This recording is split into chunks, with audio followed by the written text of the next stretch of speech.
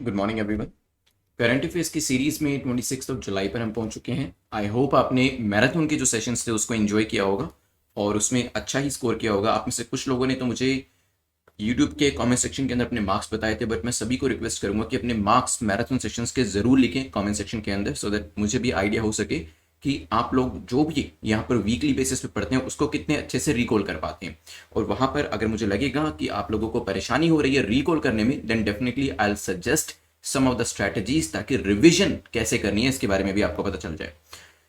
आज के कुछ टॉपिक्स देख लेते हैं जिसमें हम आरमेक्स के बारे में डिस्कशन करने वाले हैं, कंपनीज एक्ट 2013 के बारे में डिस्कशन करेंगे, global survey on trade facilitation के बारे में डिस्कशन करेंगे, then golden rice, clean nuclear reactors, islanding systems, NESAC के बारे में जानेंगे, सीएसबीवाई के बारे में डिस्कशन करते हुए हम चादर सत्याग्रह के बारे में डिस्कशन करेंगे और फाइनली M1CR को हम डिस्कस करने वाले हैं। So this is brief introduction about me. My name is Prince Luthra, All India Rank 577 from UPSC CSC 2014 batch. आपके जितने भी डाउट्स होते हैं आप @prince_luthra पे टेलीग्राम करके मुझसे पूछ सकते हैं। Your big monsoon sale is going on, तो रीन 50 कोड को यूज कर लीजिएगा फॉर वेरियस सीरीज जो आप सब्सक्राइब करना चाहते हैं नेटमॉक एज वेल एज exam.netmock.com पर। चलते हैं जल्दी से, टारगेट को सेट करते हैं। जल्दी से बताएं यहाँ पर आउट ऑफ 10 कितना स्कोर करने वाले हैं, क्योंकि यहाँ पे जो टारगेट रखा गया है the target is of 6 marks, तो 6 या 6 से ज्यादा ही आपको स्कोर करना है to be in the safe zone. Less than 6 अगर आपका स्कोर आता है देन आपको यहाँ पर थोड़ा सा मेहनत ज्यादा करनी पड़ेगी और नेक्स्ट टाइम कोशिश करिएगा कि आप ज्यादा स्कोर कर पाए। और ये भी कहना चाहूंगा यहाँ पर जब भी आप सेकंड टाइम देखेंगे इसको तो अपने नोट्स जरूर बना लीजिएगा, बिकॉज सोचेंगे अगर कि एग्जाम से पहले आप ये वीडियो सभी दोबारा देख लेंगे, टाइम बिल्कुल नहीं मिलेगा। सो सेकंड टाइम वीडियो देखिएगा और अपने नोट्स साथ के साथ जरूर बनाइएगा। नोट्स कैसे बनाने हैं उसको लेकर भी वीडियोज अवेलेबल ऑन यूट्यूब, वो भी मैंने आपको बताया था। तो वो स्ट्रैटेजीज आप यूज कर सकते हैं, चाहे आप हार्ड कॉपी में नोट्स बनाते हैं या फिर किसी सॉफ्टवेयर को यूज करके सॉफ्ट कॉपी में बनाते हैं।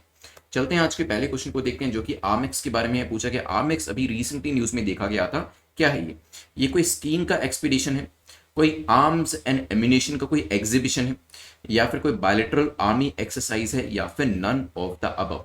यहाँ पर जो टाइम पीरियड है वो मैं शुरू कर देता हूँ 10 सेकंड का आपका। आप कोशिश करें विद इन 10 सेकंड्स में इसको बताने की। पीआईबी से ये क्वेश्चन बनाया गया। आप जानते हैं कि PIB is an important government source जहां से पिछले 3-4 सालों से काफी ज्यादा क्वेश्चन प्रीलिम्स के अंदर बन के आते हैं। So of course we can not leave the Hindu newspaper को नहीं छोड़ सकते, लेकिन at the same time PIB को भी छोड़ना कहीं ना कहीं, अगर इसे छोड़ते हैं so that you will be doing at your own peril. So कोशिश करें जो न्यूज़पेपर है और पीआईबी को भी कवर करें, और वैसे हम इन क्वेश्चंस के अंदर दोनों को ही कवर करने वाले हैं। चलिए, आर्मेक्स 21 अभी न्यूज में था। It is an Indian army skiing expedition. तो इंडियन आर्मी का जो स्की का एक्सपीडिशन होता है वो है ये। It was conducted in the mountain ranges, Himalaya के अंदर, जो हिमालयन रीजन के अंदर माउंटेन रेंजेस है वहां पर जो एडवेंचरस एक्टिविटी है उसको प्रमोट करने के लिए इसे लेकर आया गया है। The expedition was flag off at the Karakoram pass in Ladakh. ठीक है, तो अभी इसे लद्दाख में फ्लैग ऑफ किया गया था, न्यूज में था दोबारा से, तभी हमने इसको लेकर डिस्कशन किया है। तो आंसर क्या होगा? It is neither an arms and ammunition exhibition nor the bilateral army exercise, rather it is the skiing expedition। Answer हो जाएगा आपका A will be the correct answer. ठीक है, चलिए चलते हैं यहां से आगे बढ़ते हुए नेक्स्ट क्वेश्चन को देखते हैं, which is question number second, and it is talking about companies act 2013। So companies act 2013 को लेकर 3 स्टेटमेंट है, आपसे पूछा बताइए कौन सी स्टेटमेंट ठीक है। तो सबसे पहले आपको करना यह है, नए स्टूडेंट्स के लिए बता रहा हूं, जो भी टॉपिक है आप उसको अंडरलाइन करें और जो चीज पूछी गई है सही या गलत उसको आप सर्कल में डालें और फिर 1 बाय 1 स्टेटमेंट्स देखें, ताकि आपका जो ध्यान है वो बिल्कुल क्वेश्चन की रिक्वायरमेंट के ऊपर हो। Companies act 2013 is implemented by ministry of commerce and industry. इसे ministry of commerce and industry के द्वारा लेकर आया गया है, इंप्लीमेंट किया गया है। The present amendment is being done on the rules of incorporating of a company under the act. अभी रिसेंटली इसमें एक अमेंडमेंट लाई गई है, उसमें रूल्स हैं कि कंपनीज को कैसे इस एक्ट के अंदर इनकॉर्पोरेट करना है, ये भी पॉसिबल है। It is being done to address the issue of firms having similar names. तो यहाँ पर जो नई अमेंडमेंट्स लाई गई हैं वो किस चीज को लेकर है? ऐसी फर्म्स जिनके नाम जो है मिलते जुलते होते हैं उसको लेकर ये अमेंडमेंट लाई गई है। टाइम पीरियड में शुरू कर देता हूं, सोच समझ के आंसर करिएगा। You have 10 seconds in your hand, try to answer it correctly. अभी कुछ रूल्स तो लेकर आए गए हैं कंपनीज जो चेंज्ड है उसके इनकॉर्पोरेशन को लेकर, इनकॉर्पोरेशन कंपनीज को लेकर, और कुछ चेंजेस जो है वो भी करे गए, that's for sure. But is it really related to similar names? तो कंपनीज एक्ट 2013 का जो है it is being implemented first of all by the corporate affairs ministry and they have amended the companies incorporation rules 2014। तो ये किसके द्वारा लेकर आया गया? मिनिस्ट्री ऑफ कॉमर्स के द्वारा नहीं, कॉर्पोरेट अफेयर मिनिस्ट्री के द्वारा लेकर आया गया है। और पहली जैसे ही स्टेटमेंट आपकी इनकरेक्ट हो तो ए और डी को आप एलिमिनेट करें। इट मींस आंसर या तो बी होगा या सी होगा, and by default second statement आपकी करेक्ट हो जाएगी, yes there are certain amendments जो कि इनकॉर्पोरेशन को लेकर लिए गए हैं। सेक्शन 16 जो है वो इसके अंदर रिलेट करता है ratification of the name of a company which is subjected to various conditions, जिसके अंदर government may direct the name changing of a firm if it is identical with the name of existing company. तो मान लीजिए there is a company ABC limited और दूसरी company ABC limited है, तो नाम सेम हो जाएगा। ये डुप्लीकेसी को खत्म करने के लिए यहां पर कुछ चेंजेस जो है करे गए हैं, तो सेकंड और थर्ड स्टेटमेंट आपकी करेक्ट हो जाती है। आंसर क्या हो जाएगा आपका यहां पर? C will be the correct answer. New rules have been introduced by ministry of corporate affairs wherein ORDNC, that is order of regional director not complied tag would be attached to a company's name that does not comply with the name changing direction। तो कोई भी company ऐसी है जो इन नए जो नाम में बदलाव के जो रूल्स हैं इससे कंप्लाई नहीं करती है, तो उसके साथ ORDNC जो है टैग वो लगाया जाएगा। खैर चलते हैं यहां से आगे बढ़ते हुए नेक्स्ट टॉपिक को देखते हैं। कंपनीज एक्ट के अंदर ये बदलाव हुए जिसको समझना जरूरी था। नेक्स्ट क्वेश्चन जो आपका है वो global survey on digital and sustainable trade facilitation को लेकर है। पूछा गया है इसको लेकर बताएं करेक्ट स्टेटमेंट आपकी कौन सी है। It was carried out by WTO, इसे डब्ल्यूटीओ के द्वारा कैरी आउट किया गया है, हो सकता है। Second, India's overall performance in this has been better than many OECD nation, तो इंडिया की जो परफॉर्मेंस है ओईसीडी नेशन से बेटर है, ये भी पॉसिबल हो सकता है। This survey is done after every 2 years, तो ये जो है बाइनियल सर्वे है, बेसिकली 2 साल में एक बार होने वाला। सोच समझ के आंसर करें, 10 सेकंड्स का टाइम आपके पास है। इकोनॉमिक सेक्शन से न्यूज बनाई गई है, फिर डिस्कस करते हैं इसके बारे में। क्या लगता है आपको?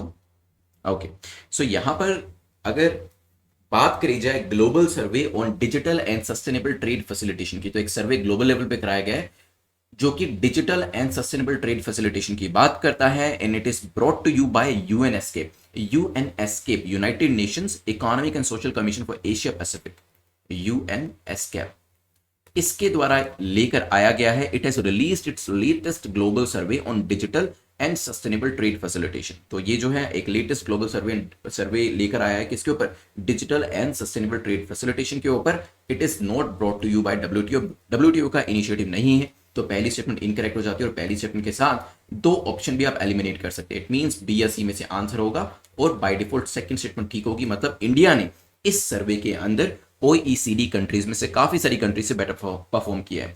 बट क्या ये सर्वे 2 साल में एक बार कराया जाता है? देखते हैं।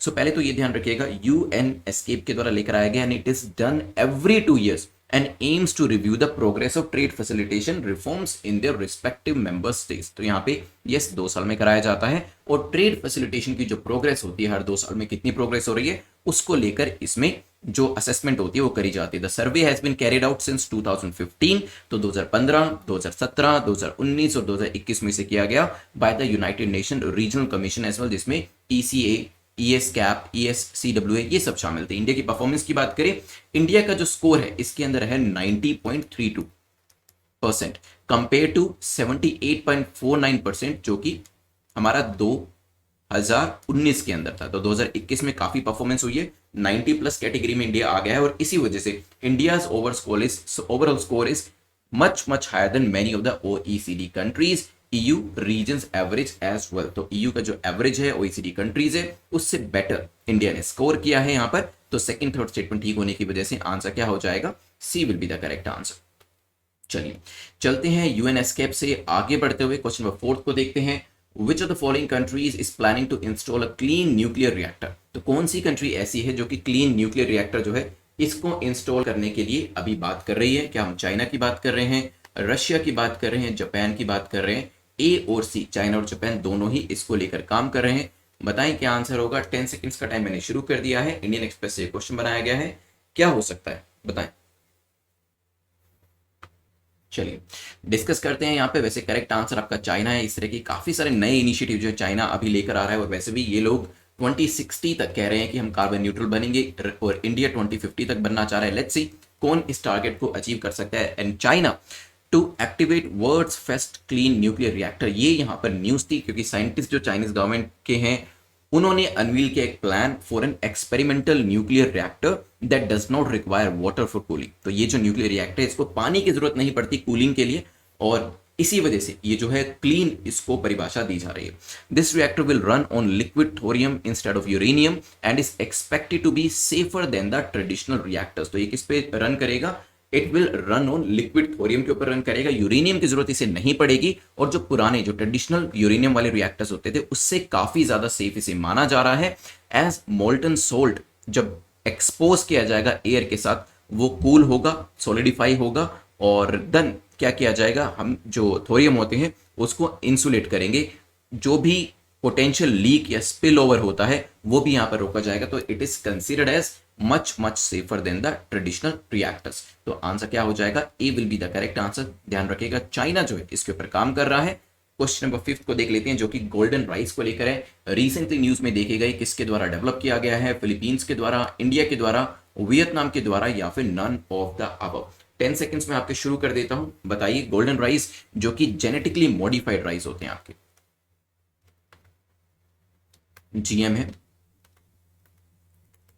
Now this rice has been given approval for commercial production. ठीक है, अगर इंडिया में होता तो कहीं ना कहीं न्यूज में पढ़ने को जरूर मिलता, but in the Philippines these rice have been given the commercial approval for the production purposes, और यहां पर ये फिलीपींस के अंदर आए हैं। Health experts believe that this decision will save lives and combat childhood blindness in the developing region of the world. तो इससे क्या फायदा होने वाला है? एक तो न्यूट्रिशन इसमें ज्यादा होता है, तो यहाँ पे जो प्रॉब्लम्स हैं न्यूट्रिशन की वो तो दूर होंगी ही, साथ ही साथ काफी सारी लाइफ्स को सेव किया जाएगा, एक्सपर्ट्स ऐसा कह रहे हैं। और बच्चों के अंदर जो ब्लाइंडनेस का इश्यू होता है वो भी इस राइस के सेवन से दूर किया जा सकता है। इंटरनेशनल राइस रिसर्च इंस्टीट्यूट जो है eri, along with Department of Agriculture Philippines Rice Research Institute, they have spent 2 decades to develop the golden rice which is named because of its bright yellow color। तो इसका जो नाम है bright yellow color का होता है, इसी वजह से golden rice पड़ा।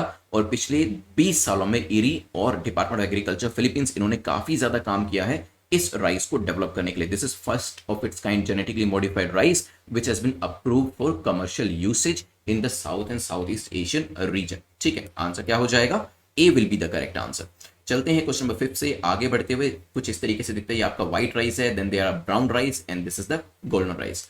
रेन 50 कोड को यूज कर लीजिएगा। Rain 50 code will help you in getting the 50% discount, जिसमें आप 100 डेज की सीरीज, 200 डेज की सीरीज अगर आप 2021 के लिए तैयारी कर रहे हैं और नेक्स्ट ईयर के लिए भी करें तो भी जा सकते हैं। अदरवाइज आप एक फुल फ्लेज कोर्स जो मिशन यूपीएससी 2022 है इसको एनरोल कर सकते हैं exam.netmock.com के ऊपर। चलते हैं नेक्स्ट टॉपिक के ऊपर। नेक्स्ट टॉपिक जो है पावर आइलैंडिंग सिस्टम को लेकर है। पूछा गया पावर आइलैंडिंग सिस्टम को लेकर 2 स्टेटमेंट्स आपके सामने हैं, बताइए कौन सी स्टेटमेंट करेक्ट है। This is being done to safeguard power grids from cyber attack. ये क्या करता है? ये सेफगार्ड करता है पावर ग्रिड्स को साइबर अटैक से। हो सकता है India till date does not have such system in place. India के पास अभी तक ऐसा सिस्टम नहीं है। तो बताएं क्या ये सेफगार्ड करता है पावर ग्रिड्स को साइबर अटैक से? ये इसका मेन पर्पस है या फिर क्या और पर्पस हो सकता है? इंडिया जो है प्लानिंग कर रहा है कि पावर आइलैंडिंग सिस्टम जो है उसे क्रिएट किया जाए, ये न्यूज में दिया गया था। It means India so far does not have such system. तो सेकंड स्टेटमेंट आपकी करेक्ट हो जाती है। एंड यस, आप जानते हैं काफी ज्यादा साइबर अटैक्स आजकल चल रहे हैं, चाइना भी करता रहता है यूएस के ऊपर, जिससे कि पावर ग्रिड को टारगेट किया जाता है। And once you target the power grids of any country, अगर किसी कंट्री की पावर ग्रिड्स को टारगेट करते हैं, so you can actually ransom the entire country in the blackout. तो पूरी कंट्री के अंदर ब्लैकआउट किया जा सकता है, जो कि अपने आप में बहुत बड़ी प्रॉब्लम हो सकती है। तो यहाँ पे पहली जो स्टेटमेंट है वो भी ठीक हो जाती है। दोनों स्टेटमेंट ठीक होने की वजह से answer will be C. In 2019 India's nuclear power monopoly reported that the computer system at one of its generation plants were attacked by malware. तो 2019 में हमने ये अटैक देखा था, जिसके बाद हमने सोचा कि यस, इस तरीके का एक सिस्टम आना चाहिए so that such kind of cyber attacks could be prevented in the future. ठीक है, islanding system feature generation capacity can automatically isolate from the main grid during an outage. तो इसमें क्या होगा, जो भी आपका आइलैंडिंग सिस्टम होगा वो क्या करेगा, एक पर्टिकुलर जो आपकी ग्रिड होती है उसको आइलैंड के तौर पे ट्रीट करेगा। इट मींस बाकी सारी ग्रिड्स को बचाया जा सकेगा अगर एक ग्रिड अटैक होती है तो भी। चलिए चलते हैं यहां से आगे बढ़ते हुए नेक्स्ट टॉपिक को देखते हैं। देखिए यहाँ पे जैसे डिस्कनेक्ट कर दिया जाएगा, मान लीजिए इस पे अटैक होता है तो तो आपकी जो मेन ग्रिड है वो कम से कम बची रहेगी। क्वेश्चन नंबर 7 को देखते हैं, जो कि निसाक को लेकर है। पूछा गया निसाक को लेकर बताएं कौन सी स्टेटमेंट आपकी करेक्ट है, कौन सा कथन सही है। It is a dedicated space application centre for north eastern states. North eastern states के लिए ये डेडिकेटेड स्पेस एप्लीकेशन है एंड यूनियन होम मिनिस्टर जो है वो प्रेसिडेंट है इस सेंटर के। 10 सेकेंड्स का टाइम आपके पास है। पीआईबी से ये क्वेश्चन जो है वो बनाया गया है। क्या लगता है आपको इसका आंसर क्या होगा, फिर डिस्कस करेंगे। वैसे बताऊं तो union home minister mister Amit Shah जो हैं, he laid the foundation stone for multi-purpose convention center and exhibition facility of NISAC, that is North Eastern Space Application Center in Shillong। Shillong के अंदर रखा गया था। So yes, it is a dedicated space application center for the North Eastern region and यहाँ पे जो इसका शिलान्यास किया गया है, फाउंडेशन स्टोन जो रखा गया, that is done by our home minister। तो यहाँ पे union home minister is going to be the president of NESAC. NESAC was established in order to mitigate the hazard of floods in the north eastern region. North eastern region में जो floods हैं उनको prevent करने के लिए, mitigate करने के लिए इसको लेकर आया गया है। यहाँ पे जो गृह मंत्री होंगे वही इसके प्रेसिडेंट होने वाले हैं। दोनों स्टेटमेंट्स ठीक होने की वजह से आंसर क्या हो जाएगा, C will be the correct answer, north eastern space application centre recruitment. चलिए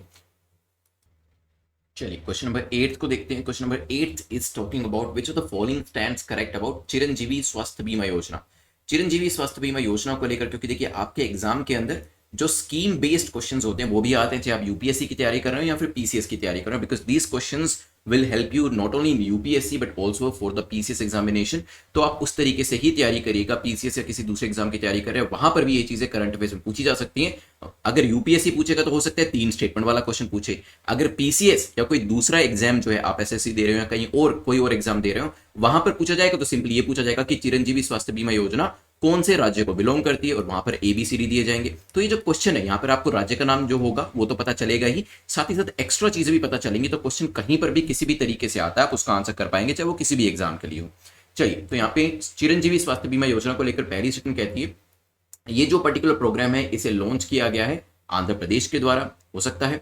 सेकेंड, इसके अंदर 5 लाख का कवर जो है वो दिया जाएगा, किसके लिए, स्वास्थ्य के लिए, ऑफकोर्स ये भी पॉसिबल है। Beneficiaries in this have to pay a premium annually, इसके अंदर प्रीमियम जो होता है वो अमाउंट भी रखा गया है।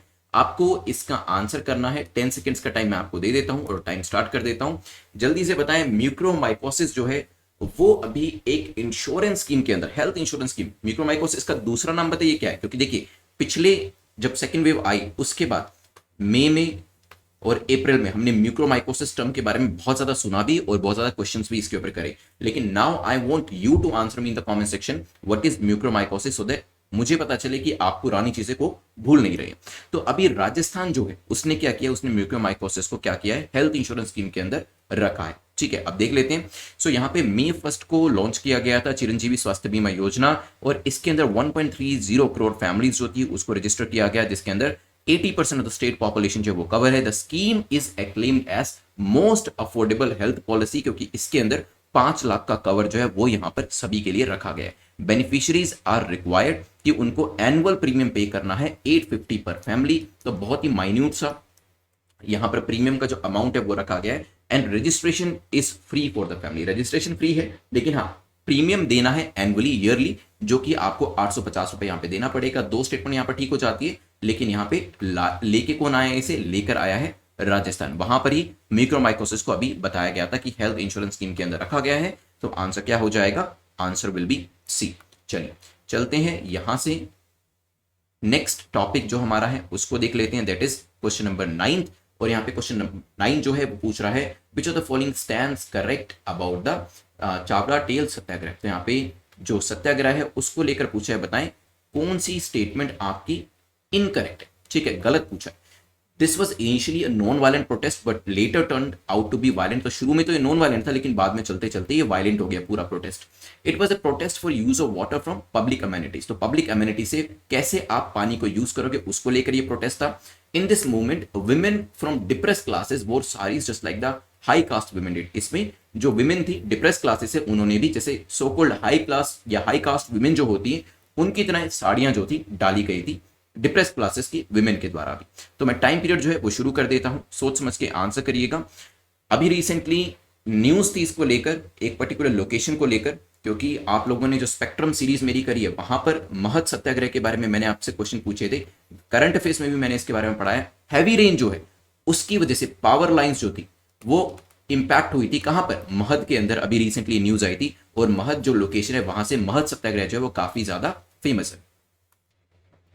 अब न्यूज तो मैंने आपको बता दी। अब यहाँ पे जब महद की बात हो रही है तो चवड़ा टेल सत्याग्रह की बात क्यों हो रही है? बिकॉज चवड़ा टेल सत्याग्रह जो है it is also known as Mahad Satyagraha. अब महद सत्याग्रह जान के नहीं लिखा ताकि आपको इजी ना लगे ये क्वेश्चन, क्योंकि लास्ट टाइम महद सत्याग्रह हमने डिस्कस किया हुआ है। So was it a non violent protest जो कि लेटर वायलेंट हो गया? सो ऐसा नहीं है। Throughout the protest time और duration the entire protest was non violent. ठीक है, ध्यान रखिएगा। It was a protest by depressed classes, ताकि पब्लिक एरिया से जैसे दूसरे लोग पानी पीते हैं, पानी निकालते हैं, पानी का इस्तेमाल करते हैं, उनको भी राइट होना चाहिए कि वो भी पानी का इस्तेमाल कर सकें। तो यस, ये स्टेटमेंट आपकी बिल्कुल ठीक हो जाती है। डिप्रेस क्लासेस की भी मैंने साड़ी डाली थी, ये भी बात ठीक हो जाती है। 1927 में भीमराव अंबेडकर जी जो है उन्होंने डिसाइड किया था कि एक सत्याग्रह जो है नॉन वायलेंस, देखिए ध्यान रखिएगा, अंबेडकर जी ने कहा कि एक नॉन वायलेंट रेजिस्टेंस जो होगा उसको हम लॉन्च करेंगे टू असर्ट देयर राइट्स, की ताकि वो पानी जैसे कि पब्लिक प्लेसेस पे जो पानी होता है जैसे सभी लोग यूज करते हैं, वो अधिकार बाकी सभी लोगों को भी होना चाहिए, चाहे वो डिप्रेस क्लासेस से क्यों ना हो। ठीक है,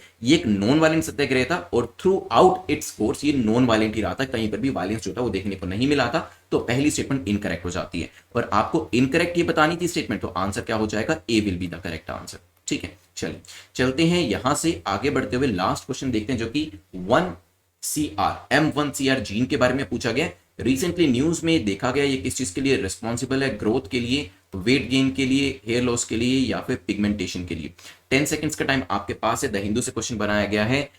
एक स्क्वल जो है उसके अंदर एक ये जो साइंटिफिक क्वेस्ट के दौरान देखा गया, 13 ईयर की एक स्टडी करी गई और finally got the root of Alison black squirrel colour change. तो कलर चेंज जो है वो देखा गया कि उस स्क्वल के अंदर जो रिस्पॉन्सिबल जीन है दैट इज M1CR। तो M1CR रिसेंटली न्यूज में था कि पिगमेंटेशन के लिए ये जाना चाहता है। ठीक है, आपका साइंस एंड टेक्नोलॉजी बायोलॉजी वाला जो सेक्शन होता है वहां से क्वेश्चन इस तरीके के पूछे जा सकते हैं स्ट्रेट फॉरवर्ड।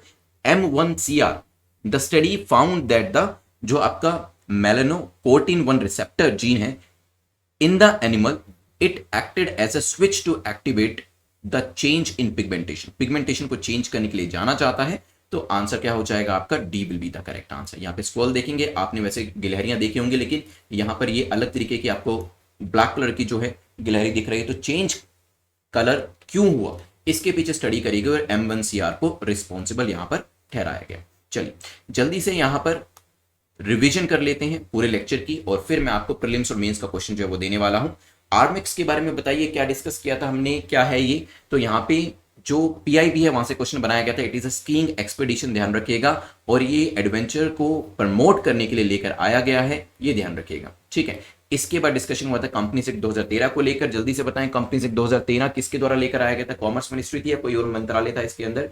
तो नाम अगर एक जैसे होते हैं तो उस सिचुएशन के अंदर क्या किया जाएगा, इसके बारे में जो चेंजेस है वो रिसेंटली करे गए हैं, और ये आता है आपका कॉर्पोरेट अफेयर मिनिस्ट्री के अंदर, ध्यान रखिएगा। इसके बाद डिस्कशन हमारा हुआ था नेक्स्ट क्वेश्चन को लेकर, जहां पे हमने ग्लोबल सर्वे के बारे में जाना था on digital and sustainable trade facilitation.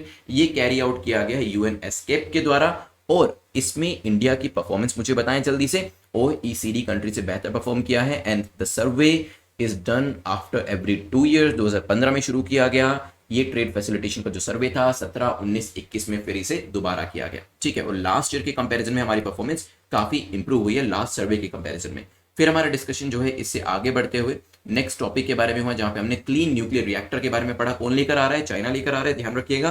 पहला जहां पे थोरियम का इस्तेमाल किया जाएगा, यूरेनियम का इस्तेमाल नहीं किया जाएगा, और इसके अंदर माना जा रहा है कि it is going to be safer compare to the traditional setups. चलिए, इसके बाद डिस्कशन हमारा हुआ था गोल्डन राइस, कहां पर इसे कमर्शियल प्रोडक्शन की जो अप्रूवल है वो मिला है। तो ये जो है 20 साल की मेहनत के बाद, जिसमें ईरी शामिल था और फिलीपींस का एग्रीकल्चर डिपार्टमेंट था, तो यहाँ पे फिलीपींस को ये जो एक फैसिलिटी वो मिली है, ध्यान रखिएगा। इसके बाद डिस्कशन हमारा हुआ था रेन 50 कोड को लेकर, तो प्लीज इसे यूज कर लीजिएगा फॉर 100 डेज 200 डेज या फिर 2022-2023 सीरीज। फिर हमारा डिस्कशन आइलैंडिंग सिस्टम को लेकर हुआ। So this is a grid system जिसका इस्तेमाल किया जाता है, और इस ग्रिड सिस्टम के अंदर साइबर अटैक से प्रिवेंट किया जाता है। जैसे 2019 के अंदर एक साइबर अटैक हमने अपने पावर ग्रिड सिस्टम के ऊपर देखा था। इंडिया के पास अभी सिस्टम ऐसा नहीं है, बट वी आर प्लानिंग की one of the system will be introduce in India very soon. ठीक है, चलिए, इसके बाद डिस्कशन निसाब को लेकर हुआ। It is dedicated space application centre for north eastern state. Union home minister जो है उनके द्वारा इसे लेकर आया गया है। इसका जो फाउंडेशन स्टोन है वो भी रखा गया है, और साथ ही साथ इसके अंदर जो नॉर्थ ईस्ट रीजन है वहां पर फ्लडिंग को कैसे रोका जा सकता है वो भी बात यहां पर करी जाएगी। देन नेक्स्ट में डिस्कशन हमारा हुआ स्वास्थ्य बीमा योजना को लेकर। चिरंजीवी स्वास्थ्य बीमा योजना कहां पर लाई जा रही है, जल्दी से बताएं। सो म्यूकोरमाइकोसिस को यहां पर क्या किया गया है, हेल्थ इंश्योरेंस स्कीम के अंदर डाला गया है, और इसमें 5 लाख का कवर दिया जाएगा। 850 रुपीज पर फैमिली प्रीमियम लिया जाएगा। राजस्थान का नाम याद रखिएगा। ये सब चीजें हमने डिस्कस करी। फिर हमने यहाँ पर चावड़ा तेल सत्याग्रह के बारे में डिस्कशन किया। ये आपका महल सत्याग्रह है जो कि पूरा का पूरा नॉन वायलेंट रहा, जिसमें पब्लिक प्लेसेस से पानी का इस्तेमाल करने को लेकर आवाज उठाई गई और डिप्रेस क्लासेस में मैंने साड़ियां भी डाली। चलिए, फिर लास्ट क्वेश्चन में हमने डिस्कस किया था M1CR जीन को लेकर किसके लिए रिस्पॉन्सिबल है, ये पिगमेंटेशन को लेकर रिस्पॉन्सिबल है, ये ध्यान रखिएगा। जिसमें हमने स्क्रॉल का जो केस था वो देखा था यहाँ पर कि स्क्रॉल जो है ब्लैक कलर की होती है तो उसका रीजन क्या होता है। यहाँ पर रिविजन हमारी हो चुकी है, और मैराथन सेशंस के मार्क्स मुझे जरूर बता दीजिएगा और इसे करिएगा जरूर सैटरडे संडे को जो आते हैं।